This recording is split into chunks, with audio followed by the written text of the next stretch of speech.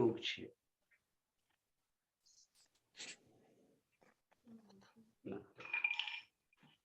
તો આ અધ્યાયનું નામ વિભૂતિ યોગ છે. એટલે વિભૂતિ યોગ જે છે એ વિભૂતિ ભગવાન પોતે આ અધ્યાયની અંદર બધી વિભૂતિઓ કહેવાના છે અને કહેલી છે. એટલે એ વિભૂતિ જે એમણે બધી કહી છે એ વિભૂતિ વિશેનો વિસ્તાર તો હજુ એક બે સત્સંગ જશે પછી શરૂ થશે. પણ એ પહેલા આ 1 થી 11 ની અંદર ભગવાને પોતાની વિભૂતિઓ જણાવી છે. એ મુખ્ય વિભૂતિઓ છે એ તમને કોને ખબર છે ક્યાં આગળ કયા શ્લોકમાં છે? Anybody knows? ના, નથી ખબર. નથી ખબર. તો એમાં જો લખ્યું છે, એમાં લખ્યું છે કે આ બધી મારી વિભૂતિ છે. એતામ વિભૂતિ યોગમ ચ, 7મો શ્લોક જે છે એની અંદર કહ્યું હતું, તમે બરાબર ધ્યાન નહીં આપ્યું. એતામ વિભૂતિ યોગમ ચ. એમાં તો એવું લખ્યું છે કે મારી વિભૂતિ છે, પણ વિભૂતિ કઈ છે એ નહીં કહ્યું ને. હા, પણ કઈ છે એ વિભૂતિ કઈ હતી એ વિભૂતિ એની આગળના શ્લોકમાં કહેલી છે. એની આગળનો જે શ્લોક છે, મહર્ષય સપ્ત પૂર્વે ચત્વારો મનવસ્તથા મદભાવા માનસા જાતા યેષામ લોક ઈમા પ્રજા. એકચ્યુઅલી ખરેખર તો ભગવાને પોતાની વિભૂતિ આટલામાં જ કહી દીધી છે. આ 6થા શ્લોકની અંદર જ બધી વિભૂતિ કહેવાઈ ગઈ છે કે 7 મહર્ષિઓ, સપ્તર્ષિઓ અને ચત્વારો એટલે કે સનકાદિ ઋષિઓ, 14 મનુઓ અને ભગવાન કહે છે કે આ બધા મારામાં ભાવ વાળા છે અને મારાથી જ ઉત્પન્ન થયેલા છે, જેની આ સંસારમાં બધી પ્રજા છે. કારણ કે આ 7 જે સપ્તર્ષિઓ છે એ 7 સપ્તર્ષિઓ અને મનુ ભગવાન એમની જ આ બધી જગતમાં પ્રજા છે. તો આ જે મુખ્ય જે છે 7 ને 4 11 ને 14 25, આ 25 વ્યક્તિઓ જે છે એ ભગવાનની મોટામાં મોટી શરૂઆતની વિભૂતિઓ છે, ઓરિજિનલ વિભૂતિ કહેવાય. તો આ ભગવાનની વિભૂતિ 25 જણ છે. અને જોગ એક વસ્તુ એ પણ યાદ રાખવી જોઈએ બધાએ કે આપણું શરીર પણ 25 તત્વોનું બનેલું છે. એ તો આપણે પહેલા ગણતરી કરેલી છે પહેલા, અને તમને બધાને ખબર જ છે કે 10 ઇન્દ્રિયો, 4 અંતઃકરણ, મન બુદ્ધિ ચિત્ત અને અહંકાર. હા, એ 14, રાઈટ? એ 14 અને 5 મહાભૂતો 19 અને 5 મહાભૂત એટલે કે પંચ મહાભૂત, શબ્દ પૃથ્વી, જળ, વાયુ, અગ્નિ અને વાયુ અને આકાશ, એ 5. અને એની તન માત્રાઓ શબ્દ, સ્પર્શ, રૂપ, રસ અને ગંધ, એ થઈને 24 થાય. અને 5મું એ જીવ તત્વ અથવા તો આત્મ તત્વ. આ 25 તત્વોથી આ શરીર બનેલું છે. અને આ સંસાર જે છે એ પણ મુખ્ય આ જે ઉપર પેલી 25 વ્યક્તિઓની વાત કરીને 6થા શ્લોકમાં, જગત બનેલું છે અને બીજા 25 થી આપણું શરીર બનેલું છે. એટલે સમષ્ટિ અને વ્યષ્ટિ એ બંનેનો આની અંદર સમન્વય થયેલો છે. તમને ખ્યાલ આવે છે શું કહેવા માંગે છે? Everybody understand? Okay, very good. તો આ ગઈ વખતે જે વસ્તુ જે હતી એ કહેવાની રહી ગઈ હતી, એટલે હું તમને એ જણાવી. હવે તો આગળના જે 11 શ્લોક હતા, 10 શ્લોક કે 10 કે 11 શ્લોક હતા, એની અંદર ભગવાને જણાવ્યું કે મારાથી જ આ બધું પ્રવર્તે છે અને આ બધા ભાવો મારાથી ઉત્પન્ન થાય છે, એ બધી વાત કરી. અને પછી એ પણ કહ્યું કે મારી અંદર ચિત્તો રાખવા વાળા, મારી અંદર પ્રાણ રાખવા વાળા, એ બધા જે મારા ભક્તો છે એ પરસ્પર બોધ કરે છે અને હંમેશા મારી જ નિત્યમ તુષ્યંતી ચ રમંતી ચ, એ મારી ચર્ચા કરવા વાળા છે એ બધા. અને એ બધા જે સતત મને ભજે છે પ્રીતિપૂર્વક, એ બધાને હું બુદ્ધિ યોગ આપું છું.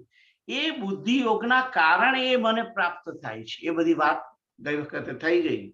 અને પછી એ પણ કહ્યું કે એ બધા ઉપર હું અનુગ્રહ કરું છું અને અનુગ્રહ કરી અને હું જ એમની અંદર રહેલા અંધકારને નાશ કરું છું અને એમને એના દ્વારા હું પોતે પ્રાપ્ત થાઉં છું. એટલે આ બધું જે ઈશ્વરની પ્રાપ્તિ અને આપણે બધા જે ભગવાનની તરફ વળેલા છીએ, જે ભક્તિ માર્ગમાં કે કોઈ સારા માર્ગે જે કોઈ વળે છે, એનું કારણ દરેકે પોતાની જાતે એમ સમજવાનું નથી કે હું મારી બુદ્ધિ વડે જ આ બધું પ્રાપ્ત થઈ ગયું છે. એ ભગવાનની કૃપા છે, એની ઈચ્છા છે અને એના અનુગ્રહથી જ આ બધું પ્રાપ્ત થયેલું છે, એ સમજવાનું છે. તો આગળનો શ્લોક જોઈએ. આઈ થિંક આટલે સુધી તો બધાને કોઈને ક્વેશ્ચન નથી, રાઈટ? તો આગળ મૂવ થઈએ. તો પહેલો શ્લોક 12મો જે શ્લોક છે, 12મો અને 13મો એ બે ભેગા લેવાના છે. તો કેતુલ તમે વાંચો એ 12મો અને 13મો શ્લોક. હા. તેષામેવાનુકંપાર્થ મહમ. ના, મેં 12મો કહ્યું. 12મો. 11મો થઈ ગયો છે, રાઈટ? હા, સોરી, મારું એ બરાબર નતું. હા. અર્જુન ઉવાચ પરમ બ્રહ્મ પરમ ધામ પવિત્રમ પરમમ ભવાન પુરુષમ શાશ્વતમ દિવ્યમ આદિદેવમ અજમ વિભુમ આહુસ્તવા મુષયઃ સર્વે દેવર્ષિ તથા અસિતો દેવલો વ્યાસઃ સ્વયં ચૈવ બ્રવીષિ મે. તો પહેલું તો હવે અહીં આગળ અર્જુન ક્વેશ્ચન કરે છે. અર્જુન વાચ, અને અર્જુન જે પહેલો જે શ્લોક બોલે છે 12મો, એ બહુ જ ઇમ્પોર્ટન્ટ શ્લોક છે. અને જેવી રીતે આપણે વસુદેવ સુતમ દેવમ કંસ ચાણૂરમર્દનમ અથવા તો ત્વમેવ માતા ચ પિતા ત્વમેવ, એ બધા શ્લોકો બોલીએ છે ને, જે ભગવાનની સ્તુતિ પરક શ્લોક છે, એવો આ જે 12મો શ્લોક છે સ્તુતિ પરક શ્લોક છે. તો કે છે કે પરમ બ્રહ્મ, હું પહેલા સંધિ છૂટી પાડીને પહેલો તો રેગ્યુલર બોલું છું અને પછી સંધિ છૂટી પાડીને કહું છું.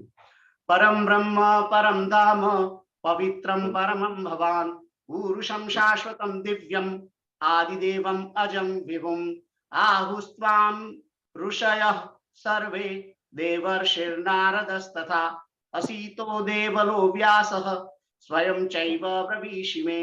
તો કેતુલ તમને ખબર પડી કે હું જે રીતે બોલ્યો આહુસ્ત્વામ અને ઋષયઃ સર્વે, એવી રીતે છૂટી પાડી છે મેં સંધિ. You must notice that. તો પહેલો શ્લોક જે છે 12મો, એની અંદર શું કહે છે કે પરમ બ્રહ્મ. અર્જુન કહે છે કે તમે જ પરમ બ્રહ્મ છો. હવે ભગવાને તો જે રીતે અત્યાર સુધીના ડાયલોગ થયા છે એ પ્રમાણે અર્જુનને ખબર પડી ગઈ કે આ જ પરમ બ્રહ્મ છે. અને પછી કહે છે કે પરમધામ, તમે જ પરમધામ સ્વરૂપ છો. પવિત્રમ પરમમ, એટલે કે તમે જ પરમ પવિત્ર છો, પવિત્ર કરનાર તમે છો. ભવાન એટલે કે છો, ટુ બી ઇંગ્લિશમાં જે ટુ બી છે, બીંગ, એનો અર્થ છે ભવાન, તમે છો એમ કહેવા માંગે છે. અને પછી કહે છે કે પુરુષમ શાશ્વતમ, તમે શાશ્વત પુરુષ છો, એટલે કે તમે અવ્યય અવિનાશી પુરુષ છો એમ કહેવા માંગે છે. શાશ્વત એટલે અવિનાશી.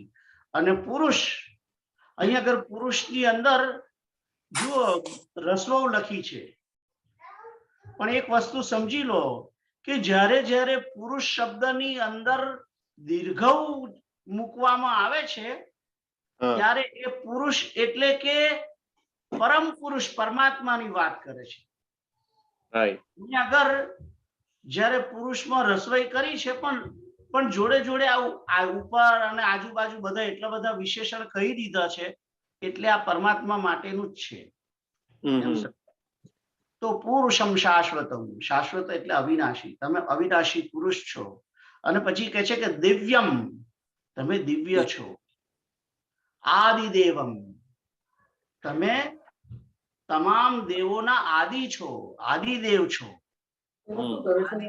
અને પછી કહે છે અજમ, અજમ એટલે કે તમે અજન્મા છો. અને વિભુમ એટલે કે તમે સર્વવ્યાપક પ્રભુ છો. વિભુમ શબ્દ જ્યારે આવે છે ત્યારે વિભુમનો અર્થ સર્વવ્યાપક પ્રભુ. અને પ્રભુનો જ્યારે પ્રભુ શબ્દ આવે છે ત્યારે પ્રભુનો અર્થ છે સ્વામી. તો આ જે 12મો શ્લોક છે એને કોઈ પણ વ્યક્તિ રેગ્યુલર પ્રાર્થનાની અંદર વાપરી શકે એવો આ શ્લોક છે. મારે સ્તુતિ કરવી હોય કૃષ્ણની તો હું એમ કહી શકું, પરમ બ્રહ્મ પરમ ધામ પવિત્રમ પરમમ ભવાન પુરુષમ શાશ્વતમ દિવ્યમ આદિદેવમ અજમ વિભુમ. એ રીતે તમે સ્તુતિ તરીકે પણ આ શ્લોક વાપરી શકો એવો શ્લોક છે. તો કીપ ઇન માઇન્ડ, જેવી રીતે આ એક વસ્તુ યાદ રાખો કે શ્રીમદ ભગવદ ગીતાની અંદર સ્તુતિ પરક શ્લોક 2-3 જ છે. અને એની અંદર આ એક 10મા અધ્યાયનો છે એક શ્લોક, અને એક શ્લોક છે સ્તુતિ પરક બહુ જ સરસ 11મા અધ્યાયની અંદર 44મો અથવા તો 45મો શ્લોક છે. નમઃ પુરસ્તાદ અથ પૃષ્ઠતસ્તે નમોસ્તુતે સર્વત એવ સર્વ અનંત વીર્યામિત વિક્રમસ્ત્વમ સર્વમ સમાપ્નોષિ તતોષિ સર્વ. કેતું એ શ્લોક બતાવજો. 11મા અધ્યાયની અંદર 44મો શ્લોક છે. જુઓ, બહુ જ સ્તુતિપૂર્વક 2-3 જ શ્લોક છે, વધારે નથી આ ગીતાની અંદર. જનરલી આપણે જે બધા રેગ્યુલરલી સ્તુતિપરક શ્લોકો જે બધા છે, દાખલા તરીકે શાંતાકારમ ભુજગશયનમ અથવા તો ત્વમેવ માતા ચ પિતા, બસ એ ગયો. 44 का 44 કે 45 છે. આ 44 આયો. 40 આગળ છે કદાચ. હમણાં આ બસ આ ઉપર દેખાય છે. હા, બસ એ જ નમઃ 40 વાળો, સોરી 50 નંબરનો છે. નમઃ પુરસ્તાદ અથ પૃષ્ઠતસ્તે. તમે એનો જો ટ્રાન્સલેશન જોશો તો તમને ખબર પડશે કે ખરેખર આ સ્તુતિ પરક શ્લોક છે. નમઃ પુરસ્તાદ એટલે તમે આગળ છો, અથ પૃષ્ઠતસ્તે તમે પાછળ પણ, મારી પાછળ પણ તમે જ છો. નમોસ્તુતે તમને હું નમસ્કાર કરું છું. નમોસ્તુતે તે સર્વત એવ સર્વ, બધી જગ્યાએ તમે જ છો, બધી જગ્યાએ તમે રહેલા, તમને બધી બાજુથી નમસ્કાર છે. અને પછીનો શ્લોક છે, પછી છે અનંત વીર્યામ એટલે કે તમે અનંત પ્રકાર, અનંત પરાક્રમ વાળા છો. અહીંયા આગળ સામર્થ્ય શબ્દ વાપર્યો છે.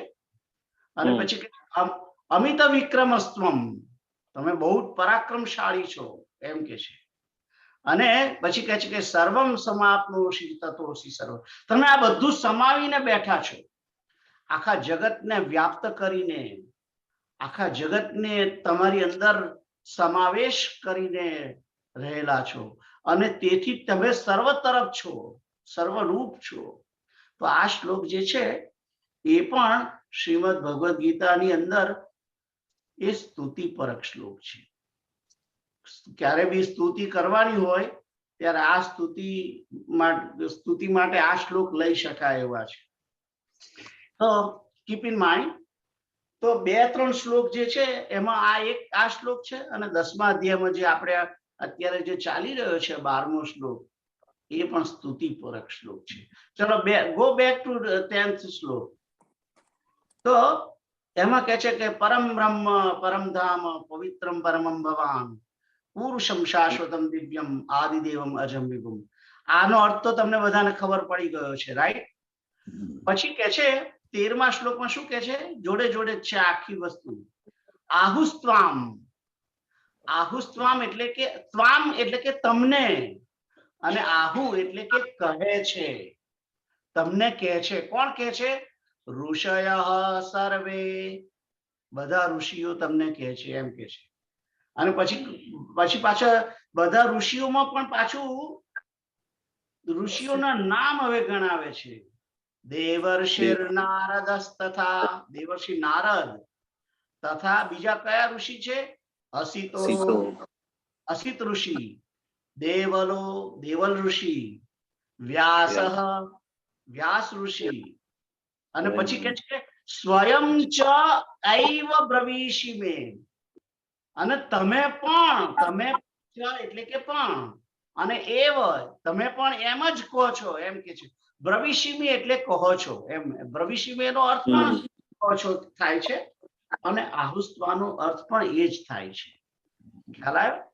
તો ઋષય સર્વે દેવર્ષિ નારદસ્તથા એટલે અહીં આખો જો તમે બધો શ્લોક સાથે બોલો તો એમ કહી શકાય કે અર્જુન કહે છે કે તમે જ પરમ બ્રહ્મ છો, તમે જ પરમ ધામ છો, તમે જ પરમ પવિત્ર છો, તમે જ પરમ અવિનાશી શાશ્વત પુરુષ છો, તમે દિવ્ય છો, તમે આદિદેવ છો, તમે અજન્મા છો, તમે સર્વવ્યાપક પ્રભુ સ્વામી છો. અને આવું સર્વે ઋષિઓ કહી રહ્યા છે, કે છે આવું બધા તમને કહે છે એમ કે છે. આહુસ્ત્વામ તમને બધા ઋષિઓ આ રીતે કહે છે. અને કોણ કોણ? કે દેવર્ષિ નારદ તથા અસિત ઋષિ, દેવલ ઋષિ, વ્યાસ ઋષિ, અને તમે પણ મને એમ જ કહો છો. મે શબ્દ જે છે પેલો છેલ્લો શબ્દ મે એટલે કે મને, મારા માટે, મને, મારા પ્રતિ એમ અર્થ થાય છે. બ્રવીષિમી એટલે કે કહો છો. તો આઈ થિંક કોઈને આ શ્લોક માટે, આ બંને શ્લોક માટે કોઈ ક્વેશ્ચન છે સમજવામાં? ના. Very good. તો આપણે 14મા શ્લોક પર મૂવ થઈએ. ચાલો 14મો શ્લોક બતાવો. અને હા, તમે ગાઓ. મને કહ્યું પ્રીતલ ને કહ્યું. સર્વમેતદ્રુતમ મન્યે પહેલેથી બોલું. સર્વમેતદ્રુતમ મન્યે યન્મા વદસि કેશવ નહિ તે ભગવન વ્યક્તિમ વિદુર્દેવાન દાનવા. હા, તો સર્વમેતદ્રુતમ મન્યે યન્મામ વદસિ કેશવઃ. જો હું કેશવઃ બોલ્યો છું, અહીં આગળ બે પિંડા નથી. હું જો ખોટું બોલું તો તમારે તમને જો ખબર પડે તો બોલવું જોઈએ. નહીં તે ભગવાન વ્યક્તિમ વિદુર્દેવાન દાનવાહ. તો અહીં આગળ ભગવાનનું આ શ્લોકની અંદર ભગવાનનું નામ પણ કહેલું છે. પણ એ બધું જોતા પહેલા સંધિ છૂટી પાડીને બોલીએ. સર્વમ એતત ઋતમ મન્યે યત મામ વદસી કેશવ નહિ તે ભગવન વ્યક્તિમ વિદુહુ દેવા ન દાનવાહ. તો કે છે કે સર્વમ એટલે આ બધું, એતત એટલે આ બધું, ઋતમ. હવે જુઓ, આ તમને કદાચ ખ્યાલ હશે, ઋત એટલે સત્ય કહેવાય. ઋત એટલે સત્ય. ઋત શબ્દ જે છે આપણે તમે જો ઉપનિષદના વાક્યો જો તમે જાણતા હોય તો કે છે કે સત્યમ વદિષ્યામિ ઋતમ વદિષ્યામિ અતિથિ દેવો ભવ માતૃદેવો ભવ. આ બધા જે સ્ટેટમેન્ટ છે ઉપનિષદોની અંદર, એની અંદર ઋતમ વદિષ્યામિ શબ્દ છે અને સત્યમ વદિષ્યામિ પણ છે. તો ઋત અને સત્યનો અર્થ શું છે? બંને આમ બહુ ક્લોઝ શબ્દ છે. ઋત એના ઉપરથી જ ઋતુ શબ્દ આવ્યો છે. આપણે જે વર્ષની અંદર 6 ઋતુઓ આવે છે ને, તો 6 ઋતુઓમાં હેમંત ઋતુ, શિશિર ઋતુ, વસંત ઋતુ, ગ્રીષ્મ ઋતુ, પછી વર્ષા ઋતુ અને શરદ ઋતુ. આ 6 ઋતુ છે. 2 મહિનાની એક ઋતુ હોય છે. તો આ ઋતુ શબ્દ એ ઋત ઉપરથી આવેલો છે. અને ઋત જે છે it is more closure two પરમાત્મા. અને એ ઋત ઉપરથી જ પ્રકૃતિ જે છે, એ પ્રકૃતિ જે શબ્દ છે એની અંદર પણ ઋતિ છે. રાઈટ. એટલે કે પરમેશ્વરે જે કૃતિ કર્યું છે અને જે ઋતિ છે તે પ્રકૃતિ, એટલે કે પરમેશ્વરથી જે ઉત્પન્ન થઈ છે એને પ્રકૃતિ કહે છે. એટલે આ જે ઋતુ વસ્તુ છે, ઋત છે, it is more closure to the ભગવાન. અને ઋત જે છે એ જેવું હોય તેવું, એનો અર્થ એવું થાય જેવું હોય તેવું. પ્રકૃતિ જે છે એ પરમાત્માના જેવી જ છે. એટલે એની અંદર મોર કાઇન્ડ ઓફ નેચરાલિટી અને મોર કાઇન્ડ ઓફ ટોવર્ડ્સ સત્ય, પણ પરમાત્મા તરફ નજીકનું સત્ય, એમ એવું કહેવાય છે. અને જ્યારે આપણે કહે છે કે સત્ય બોલો, જ્યારે કહે છે ને, ત્યારે સત્યનો અર્થ છે કે જેવું હોય તેવું બોલો. અર્થ શું થાય છે? As is. એને જે કહ્યું આપણે કોઈને કહે છે સત્યમ બ્રુવાત ઋતમ પ્રિયમ બ્રુવાત. પ્રિયમ બ્રુવાત. સત્યમ બ્રુવાત, પ્રિયમ બ્રુવાત. સત્ય બોલો અને પ્રિય બોલો, એમ પણ કે છે. પણ અમુક જે શાસ્ત્રો છે એની અંદર સત્યની ડેફિનેશન જે છે એ આ પ્રમાણે પણ છે. જ્યારે કોઈ પણ વ્યક્તિ એમ કે સત્યનું આચરણ કરવું, એનો અર્થ શું થયો? સત્ય બોલવાનું નથી, સત્યનું આચરણ કરવાનું છે. તો સત્યનું આચરણ કરવું એટલે કે સર્વની અંદર પરમાત્માનું દર્શન કરવું. આવું શ્રીમદ ભાગવતની અંદર સત્યની ડેફિનેશન એવી આપેલી છે. અને ઋતમ જે છે, કારણ કે સત્ય જે છે, સત્ય છે એ નિત્ય છે. It will not change at all. સત્ય વસ્તુ એ ઓલવેઝ નિત્ય હોય, એ બદલાય નહીં, તે સત્ય. જે વસ્તુને બદલવાની ના હોય એનું નામ સત્ય. બદલાય નહીં તે સત્ય. હવે હું તમને કોઈ મને પૂછે કે ફલાણે આને શું કહ્યું તું? સત્ય કહેજે. એટલે સત્ય કહેજે એટલે એનો અર્થ કે બદલ્યા વગર મને કહેજે, એમ. ખ્યાલ આવ્યો? પણ જ્યારે ઋત કહે છે, હવે સત્ય જે છે એ સત્યને બોલવાનું નથી હોતું, સત્યનું આચરણ કરવાનું હોય છે. અને ઋત જે છે, ઋત એટલે કે એઝ ઇટ ઇઝ, એને બોલવાનું હોય છે. એટલે ઋત જે છે એ વચનનું વસ્તુ છે અને સત્ય છે એ કૃતિની વસ્તુ છે. રાઈટ? તો આ થોડોક ડિફરન્સ છે. તો અહીંયા આગળ જે કહે છે સર્વમ એતત ઋતમ, એટલે ઋતમ જે છે, ઋતમનો અર્થ કે તમે અમને જે કહો છો તે સાચું છે, એમ કે છે.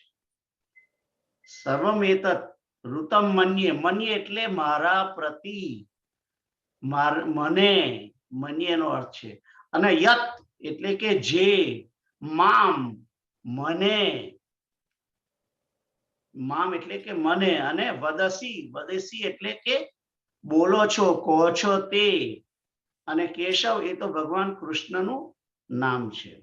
તો કે છે કે કે શું કે છે કે તમે મને જે કહો છો આ બધું એને હું સાચું માનું છું એમ કે છે. સોરી, મન્યનો અર્થ માનું છું અને મામ જે છે એ મને, યત એટલે કે જે. તો તમે જે મને આ બધું કહ્યું એને હું સાચું માનું છું એમ કે છે. એટલે શું સાચું માનું છું? શું કહ્યું તું? જે આગળ પેલા જે શ્લોકો કહ્યા છે ને બીજાથી 7મા સુધીના, એ બધું સાચું છે એમ માનું છું એમ કે છે. અને પછી કે છે કે નહીં તે ભગવન વ્યક્તિ વિદુર દેવાન દાનવાહ. એટલે કે છે કે હે ભગવાન, વિદુ એટલે કે જાણે છે, દેવા ન દાનવાહ, એને દેવો અને દાનવો પણ જાણતા નથી. તમારા આ વ્યક્તિત્વ, આ વ્યક્તિ સ્વરૂપ જે છે ભગવાન વ્યક્તિમ, તમે જે આ વ્યક્તિ તરીકે, મનુષ્ય તરીકે પ્રગટ થયા છો એને દેવો અને દાનવો જાણતા નથી એમ કે છે. ખ્યાલ આવે છે કે તમે જે અમારી સમક્ષ વ્યક્તિ સ્વરૂપે પ્રગટ થયા છો હે ભગવાન, તેને વિદુ એટલે કે જાણે છે, દેવા દેવો, ના અને દાનવા. ન શબ્દ છે એ ન વિદુર એવી રીતે ગણવાનો છે. રાઈટ. તો કે નથી જાણતા. કોણ નથી જાણતા? દેવો અને દાનવો જાણતા નથી. શું જાણતા નથી?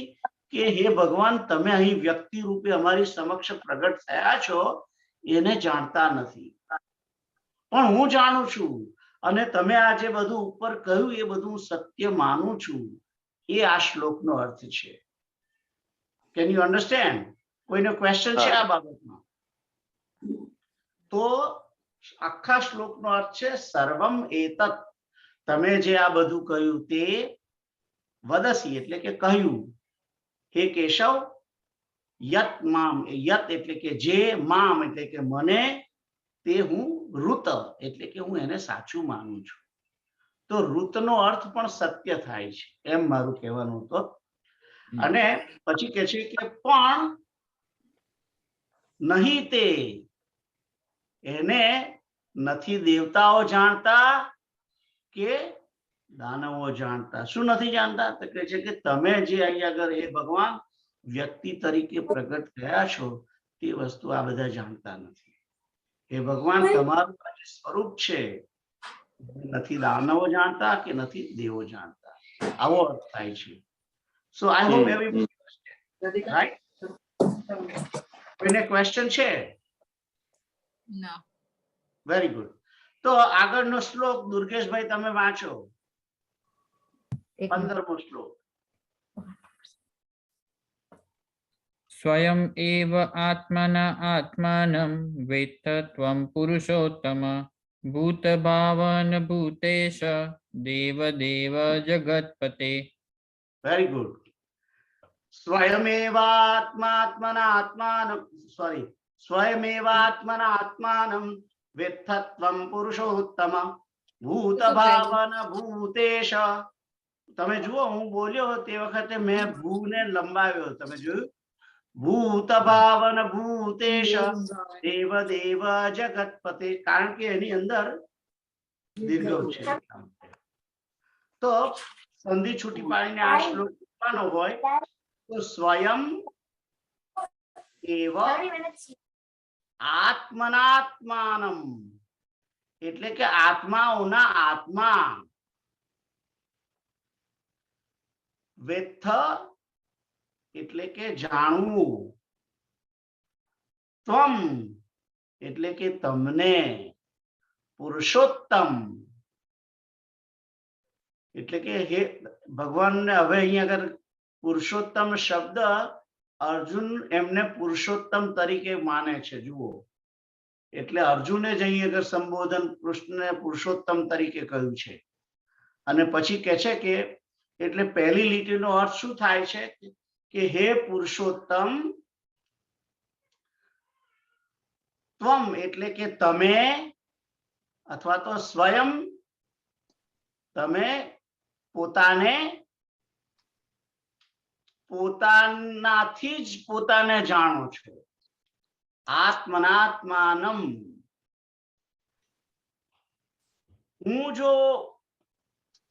હું જે રીતે સમજુ છું એ રીતે તો તમે જ, હે કૃષ્ણ, હે પુરુષોત્તમ, તમે જ તમને પોતે પોતાને જાણો છો એ રીતે કહેવાય. તમે એમ કે ને કે ભાઈ તું તને જાણે, એમ એ રીતે. આત્મનાત્માનમ. આત્મના આત્માનમ. તમે જ તમારા આત્માને જાણો છો એમ કે છે. ત્વમ એટલે કે તમે, તમે સ્વયં, તમે જ પોતે પોતાના આત્માને જાણો છો હે પુરુષોત્તમ, એમ કે છે. અને પછી કે છે કે ભૂત ભાવન. અહીંયા આગળ ભગવાનને અર્જુને કહી દીધું કે તમે આ સમસ્ત ભૂતોને ઉત્પન્ન કરવા વાળા તમે જ છો. ભૂત ભાવન. આ બધું જગત આખું તમે પ્રકટ કરેલું છે. ભૂતેશ. અને એ બધા ભૂતોના ઈશ્વર પણ તમે જ છો. અને દેવદેવ. તમે દેવોના દેવ છો એમ કે છે. અને તમે જગતપતિ છો. તો આ જે શ્લોક છે એ પણ સ્તુતિ પરક શ્લોક છે. જે મેં તમને કહ્યું હતું ને કે 2-3 શ્લોકો એવા છે જે સ્તુતિ પરક છે. તો આ એક શ્લોક પણ સ્તુતિ પરક છે. તમે જ તમને પોતાને જાણી શકો છો. તમે તમને પોતાને જાણો છો એમ કે છે. પોતે પોતાને જાણો છો હે પુરુષોત્તમ, હે ભૂત ભાવન, હે ભૂતોના ઈશ્વર, હે દેવોના દેવ, હે જગતપતિ, તમે તમને જાણો છો. અમે તમને શું જાણી શકીએ એમ કહેવા માંગે છે. એટલે આ એક સ્તુતિ પરક શ્લોક છે. તો કોઈને ક્વેશ્ચન સમજો? બધાને ખબર પડે છે, રાઈટ? હા. Very good. તો આ સ્તુતિ પરક શ્લોક છે અને અહીં આગળ ભગવાનના વિશેષણો અને ભગવાનના કાર્યોની વાત છે. જગતપતિ છે. અહીંયા આગળ અર્જુન પોતે ભગવાનને જગતપતિ કે છે, પુરુષોત્તમ કે છે, દેવોના દેવ કે છે, ભૂતેશ, ભૂત ભાવન એવું કે છે. એક જગ્યાએ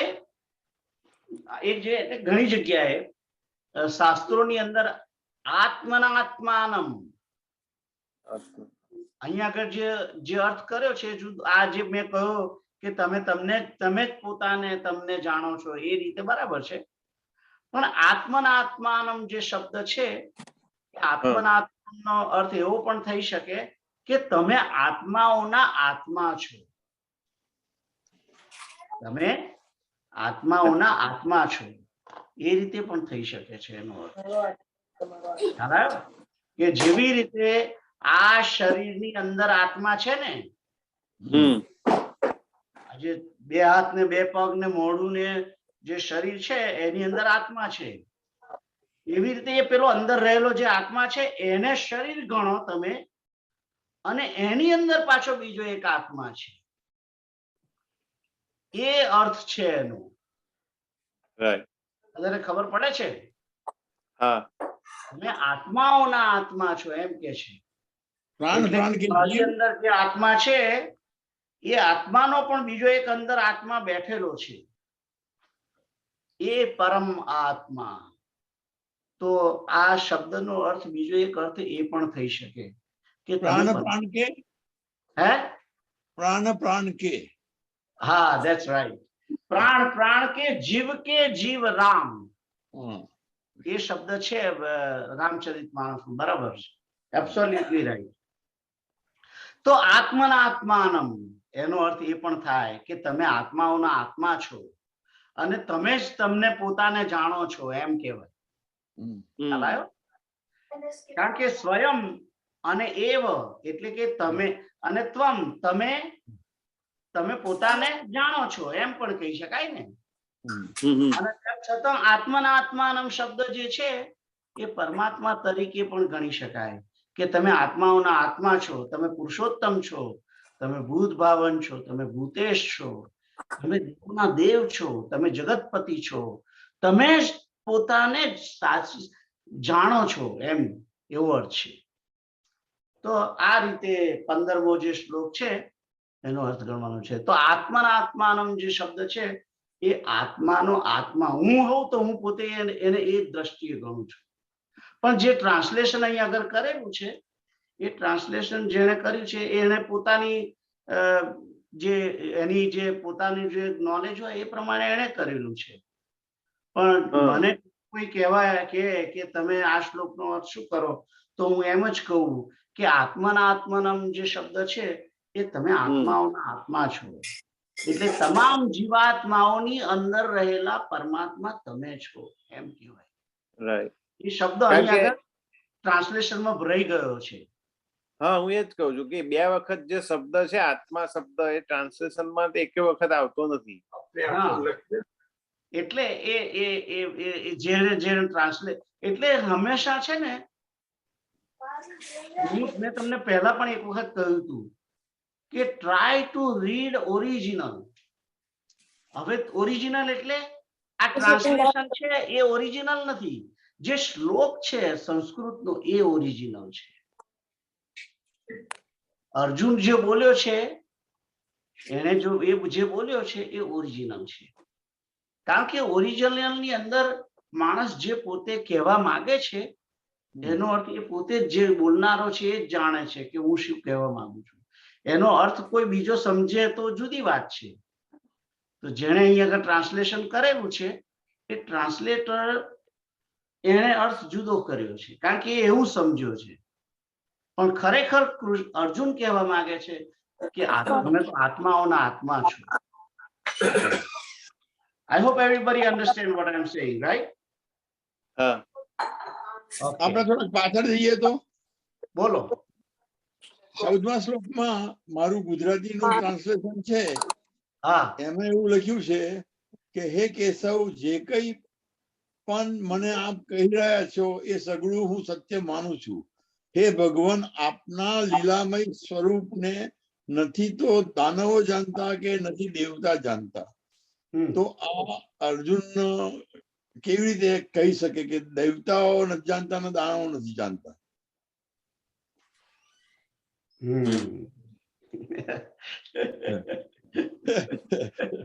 હવે જુઓ, દેવતાઓ પણ નથી જાણતા અને દાનવો પણ નથી જાણતા એ વાત. અને આમ તો પાંડવો પણ નહોતા જાણતા. પણ જો તમે બરાબર તમે ધ્યાન રાખો તો આ જે ભગવદ ગીતા કહેવાયેલી છે એ કહેવાયતી ક્યારે? યુદ્ધની અંદર, બરાબર છે? ઓકે. હવે અર્જુનને આ બધી કેવી રીતે ખબર છે કે દેવો નથી જાણતા દાનવો નથી જાણતા? એની ખબર છે જ, કારણ કે આ બાબતનો ખુલાસો દેવર્ષિ નારદે જ્યારે રાજસૂય યજ્ઞ થયો પાંડવોને ત્યાં, અને ભગવાન શ્રી કૃષ્ણએ ત્યાં આગળ શિશુપાળને ચક્ર વડે એનું માથું છેદ્યું, તે સમયે શિશુપાલનો આત્મા પરમાત્મા શ્રી કૃષ્ણની અંદર સમાઈ ગયેલો યુધિષ્ઠિરે પણ જોયો અને ત્યાં સભામાં બેઠેલા દરેકે દરેક જણે જોયો છે. તે સમયે આ હું ટાળાપણના નથી મારતો, હા, ગપ્પા નથી મારતો એમ કહું. તે સમયે હું તમને કહીશ કે કઈ જગ્યાએ બતાવ્યું છે, જો હું તમને શ્લોક પણ બતાવીશ કઈ જગ્યાએ છે. એ સમયે યુધિષ્ઠિરે પ્રશ્ન પૂછ્યો નારદજીને કે બીજી બધી તો વાત બરાબર છે કે આ કૃષ્ણએ ચક્ર સુદર્શન ચક્ર છોડ્યું અને શિશુપાલને મારી નાખ્યો, અને શિશુપાલ તો એટલી બધી ગાળો બોલતો હતો આ કૃષ્ણને, એ તો નર્કમાં જવો જોઈએ. એના બદલે આ શિશુપાલનો આત્મા આપણે બધાએ જોયો કે જઈ અને કૃષ્ણના શરીરની અંદર સમાઈ ગયો. આવું કેમ બન્યું? ત્યારે જે શું કહેવાય નારદજી છે એ નારદ સમજાવે છે કે આ કૃષ્ણ કઈ તમારા ફોઈના છોકરા નથી, અરે તમારા મામાના છોકરા નથી એકલા, હમ, એ અવતાર લઈને આવેલા છે. હમ, બધો ખુલાસો કરે છે ત્યાં આગળ. હમ, એટલે તમે આ કૃષ્ણને પરમાત્મા ના માનશો, આ બધા લોકો જે ભલે માને હમ, પણ તમે ના માનશો એમ એ બધી વાત કરેલી છે. એટલે અને ભગવાનનું જે રહસ્ય જે છે કૃષ્ણનું એ ત્યાં આગળ છતું કરેલું છે. બીજું તમે એટલે કૃષ્ણને સામાન્ય માણસ તે સમયે ઘણા માને છે, હમ, ઘણા માને છે. જ્યારે આવા જેવા જ્યારે મહાપુરુષો આ જગત પર અવતરે છે હમ, ત્યારે લોકો સામાન્ય પ્રજા એને ઓળખી શકતી નથી, હમ, એટલે એ એને સામાન્ય વ્યક્તિ માને છે. અને ભગવાને પોતે કહ્યું ને આગળના જે આઈ થિંક આગળના 9મા અધ્યાયની અંદર આપણે જોયું કે કોઈ મને જાણતું નથી, કોઈ મને ઓળખતું નથી, અને બધા તો મને સામાન્ય વ્યક્તિ તરીકે જન્મેલો સમજે છે. આવું કૃષ્ણએ પોતે કહ્યું આગળ 9મા અધ્યાયમાં. તમે ભૂલી ગયા સાહેબ, હમ, એ વાત પણ કરી છે ને 9મા અધ્યાયની અંદર. તમને બતાવું કઈ જગ્યાએ.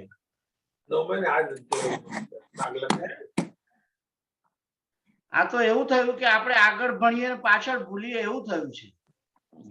હું તમને કહું કઈ જગ્યાએ છે. જુઓ 9મા અધ્યાયની અંદર છે આ વસ્તુ.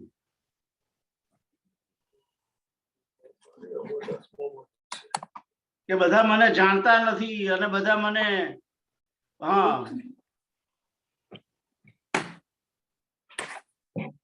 11માંનો બીજો શ્લોક છે ને, આઈ મીન 9માંનો બીજો, 9માંનો બીજો શ્લોક, 9માનો બીજો શ્લોક. Let me C. હા, અવજાનંતિ મામ મૂઢા. બીજો નહીં, 11મો શ્લોક. ના 10માંનો બીજો શ્લોક, સોરી 9માંનો 10માંના બીજા શ્લોકમાં તો કહ્યું ને. ના, એ અવજાનંતિ મામ મૂઢા છે એ તો 9મો શ્લોક છે ને, 9મો અધ્યાય, 9મા અધ્યાયનો 10મો શ્લોક. અવજાનંતિ મામ મૂઢા માનુષિમ તનુમાશ્રિતમ પરમ ભાવમ અજાનંતો મમ ભૂત મહેશ્વર. કે છે કે બધા મારા પરમ ભાવને જાણતા નથી અને મૂળ લોકો મને મનુષ્ય શરીર ધારણ કરેલો સમજે છે, પણ હું તો મહાન ઈશ્વર છું, સંપૂર્ણ મહાભૂતોનો ઈશ્વર છું અને મને તુચ્છ સમજે છે, એમ કે છે ભગવાન. જુઓ, અને કે છે કે મનુષ્ય રૂપમાં વિચરતા મને સાધારણ મનુષ્ય સમજે છે, એમ કે છે. રાઈટ? એટલે ભગવાન પોતે આ બધું કહે છે કે લોકો મને જાણતા નથી, લોકો મને જાણતા નથી, એમ કે છે. આ બધું વસ્તુ આગળ આપણે આવી ગયેલી છે. તો આ પણ 10માંના બીજા શ્લોકમાં બી આવી ગયું ને કે ન દેવતા જાણતું. 1 મિનિટ હું જોઉં. 10માનો બીજો શું છે શ્લોક? ન મે વિદુ શુરગણા Prabhav. Oh yeah, that's right. Thank you. બહુ સરસ તમારું અવલોકન છે કે 10માના બીજા અધ્યાયની અંદર જ આવી ગયું. હું શોધું છું એ શ્લોક. 1 મિનિટ, હા, just bear with me.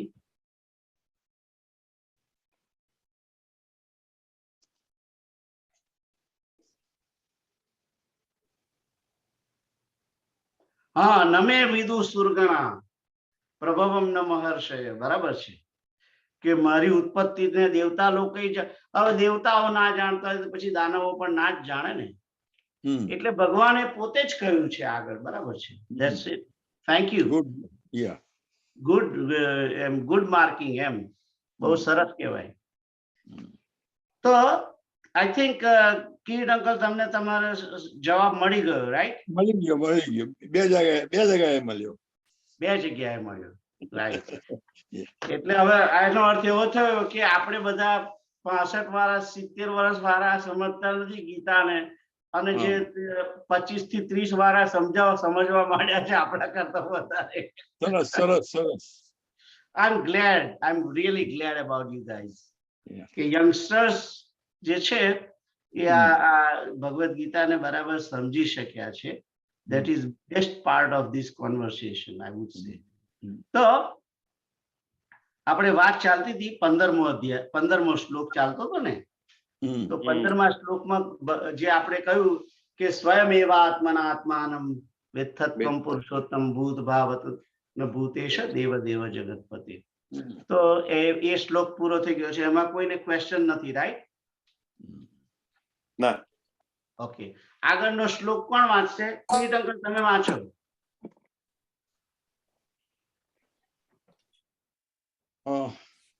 વક્તુ મહર્ષય શેષેન Divya આત્મ વિભૂતય યાભિવર્તી વિભૂતિમ લોકા નિસ્વાંત. બરો અઘરો છે. વ્યાપ્ય તિષ્ઠતિ. I know it is difficult. Yeah. તો કહ્યું છે વક્તુમર્હસ્ય શેષેણ દિવ્યાયાત્મ વિભૂતયઃ યાભિર્વિભૂતિ લોભિર્લોકાન ઇમાન સ્વં વ્યાપ્ય તિષ્ઠસી. મેં પહેલા એક વખત કહ્યું હતું કે આખી શ્રીમદ ભગવદ ગીતા છે એ અનુષ્ટુપ છંદની અંદર છે અને એમાં દર 8 અક્ષરે શ્લોકની અંદર અટકવાનું છે. તો આ શ્લોકની અંદર 8મો અક્ષર ક્યાં આવે છે? વક્તુમર્હસ્ય શેષેણ, ત્યાં આગળ અટકી જવાનું છે. પછી દિવ્યાત્મ વિભૂતયઃ, બીજી લીટીમાં યાભિર્વિભૂતિભિર્લોકાન. ન જે છે, જે ની લખ્યો છે એને છૂટો પાડી દેવાનો છે. યાભિર્વિભૂતિભિર્લોકાન ઇમાન સ્વં વ્યાપ્ય તિષ્ઠસી. એવી રીતે બોલવાય. આઈ થિંક જે બધા વાંચવાની આપણે જે પ્રેક્ટિસ કરીએ છીએ એની અંદર આ જગ્યાએ ખાસ સમજવાનું છે કે આમ તો આવી રીતે પણ બોલી શકાય. હવે જે હું બોલું છું એ રીતે પણ બોલી શકાય. યાભિર્વિભૂતિભિર્લોકા નિમાન સ્વં વ્યાપ્ય તિષ્ઠસી. એ રીતે પણ બોલવું હોય તો બોલાશે. પણ જે માણસ દરેક શ્લોકને સમજવા માટે બોલતી વખતે પણ સમજવા માંગે છે એને નને આ અલ્પ વિરામની આગળની સાઈડે બોલવાનો છે. એટલે આ રીતે યાભિર્વિભૂતિભિર્લોકાન ઇમાન સ્વં વ્યાપ્ય તિષ્ઠસી, એવી રીતે. તો આ શ્લોકમાં ઘણું બહુ એમ કે સંધિ છે અને એમાં પહેલું તો વક્તુમ અર્હસ્ય.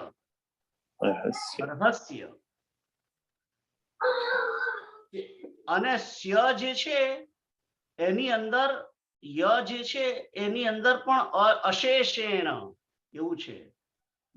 એટલે કે શેષ સાથે અશેષેણ, શેષ પણ ના રહે એ રીતે, પૂરેપૂરું એમ સંપૂર્ણ રીતે.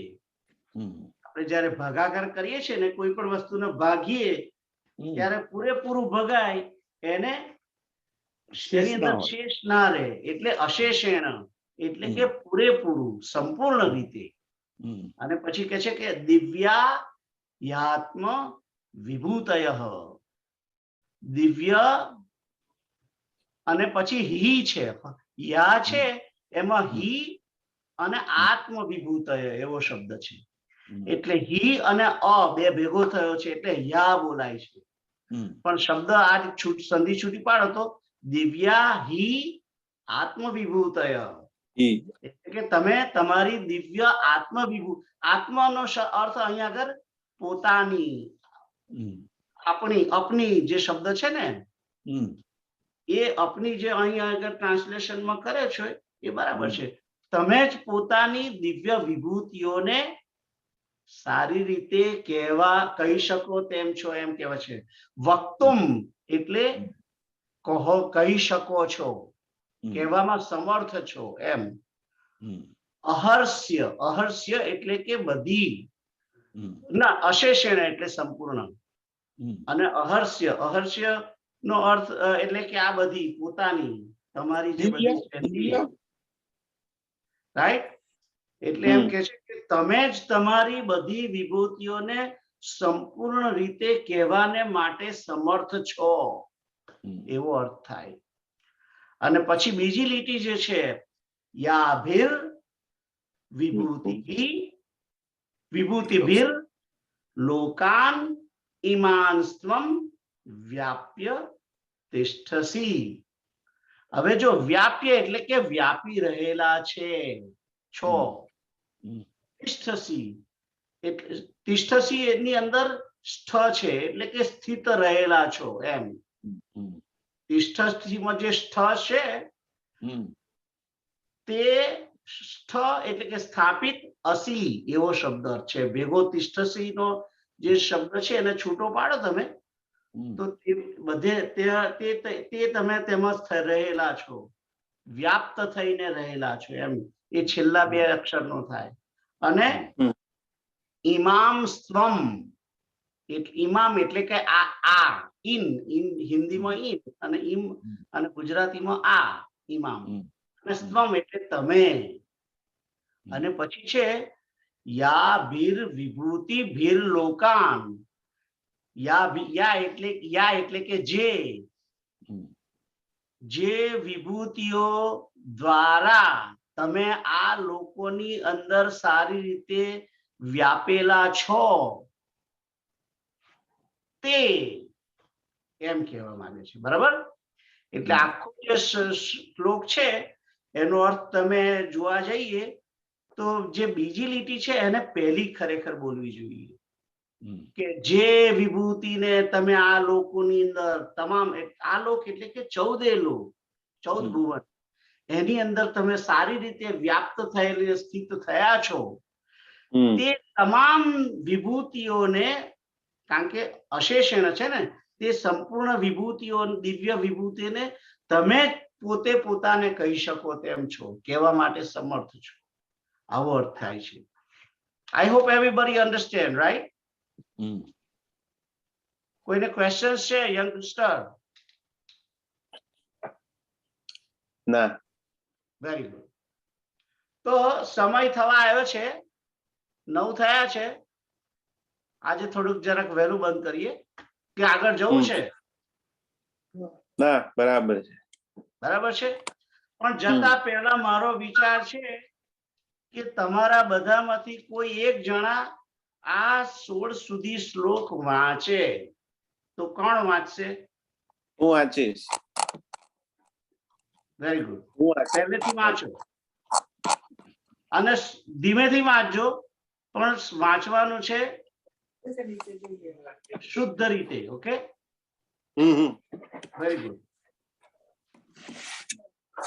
શ્રી પરમાત્મને નમઃ. અથ 10મો અધ્યાય. શ્રી ભગવાન ઉવાચ. એક મિનિટ.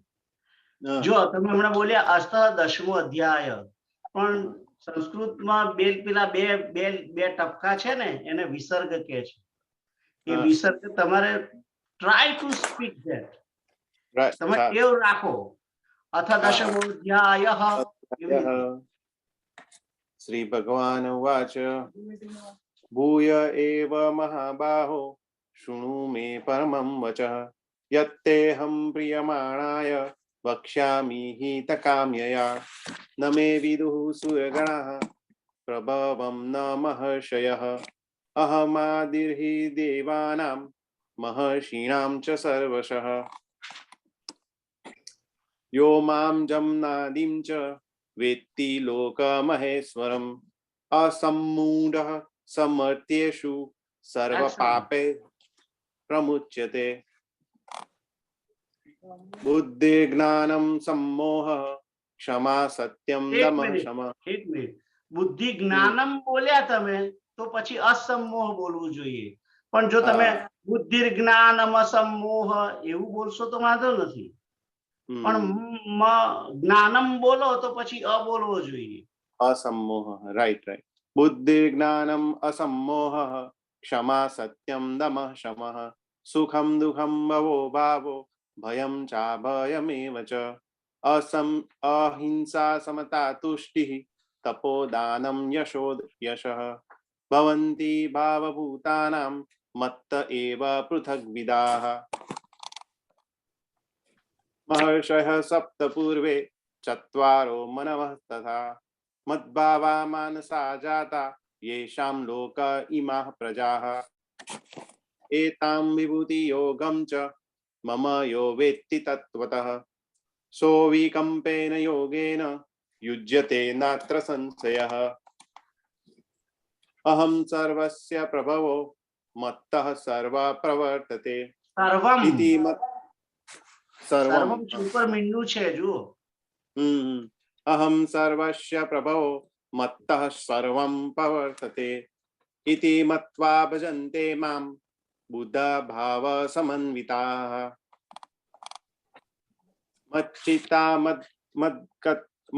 मच्चिता मद्गत प्राण बोधयन्तः परस्परं कथयन्तश्च मां नित्यं तुष्यन्ति च रमन्ति च तेषां सततयुक्तानां भजतां प्रीतिपूर्वकं ददामि बुद्धियोगं तं येन मामुपयान्ति ते। तेषामेवानुकम्पार्थम् अहम् अज्ञानम् अजं तमः नाशयाम्यात्मभावस्थो ज्ञानदीपेन भास्वता। अर्जुन उवाच परं ब्रह्म परं धाम पवित्रं परमं भवान् पुरुषं शाश्वतं दिव्यम् आदिदेवम् अजं विभुम् आहुस्त्वयां ऋषयः આહુસ્ત્વામ ઋષયઃ आहुस्त्वां ऋषयः सर्वे देवार्षि नारदस्तथा असितो देवलो व्यासः स्वयं चैव ब्रवीषि मे। सर्वमेतद्घृतं मन्ये यन्मा वदसि केशव યન્મામ नहि ते યન્મામ यन्मां वदसि केशव नहि ते भगवन् व्यक्तिं विदुर्देवान दानवाः। स्वयं एवात्मनात्मानं वेत्थ त्वं पुरुषोत्तमं भूतभावन भूतेश देवदेव जगत्पते। वक्तुं महर्षशेषेण दिव्या हि आत्मविभूतयः याभिर्विभूतिर्भिर्लोकान् इमां त्वं व्याप्य तिष्ठसि। Very good. તો આજે અહીં સત્સંગ પૂરો કરીએ, પણ એ પહેલા 1-2 મિનિટ આપણે સંકીર્તન જે કરીએ છીએ એ કરીએ. શ્રી કૃષ્ણ ગોવિંદ હરે મુરારે હે નાથ નારાયણ વાસુદેવ. શ્રી કૃષ્ણ ગોવિંદ હરે મુરારે હે નાથ નારાયણ વાસુદેવ. શ્રી કૃષ્ણ ગોવિંદ હરે મુરારે હે નાથ નારાયણ વાસુદેવ. શ્રી કૃષ્ણ ગોવિંદ હરે મુરારે હે નાથ નારાયણ વાસુદેવ. ઓમ પૂર્ણમદઃ પૂર્ણમિદં પૂર્ણાત પૂર્ણમુદચ્યતે પૂર્ણસ્ય પૂર્ણમાદાય પૂર્ણમેવાવશિષ્યતે. સર્વે ભવन्तु સુખિનઃ સર્વે સन्तુ નિરામયાઃ સર્વે ભદ્રાણિ પશ્યन्तુ મા કશ્ચિत् દુઃખમાપ્નુયાत्. ઓમ તત્સત ઓમ તત્સત ઓમ તત્સત. જય સિયારામ. જય શ્રી રામ. જય શ્રી जय કૃષ્ણ. श्री राम। જય શ્રી રામ. રાધે રાધે. રાધે રાધે.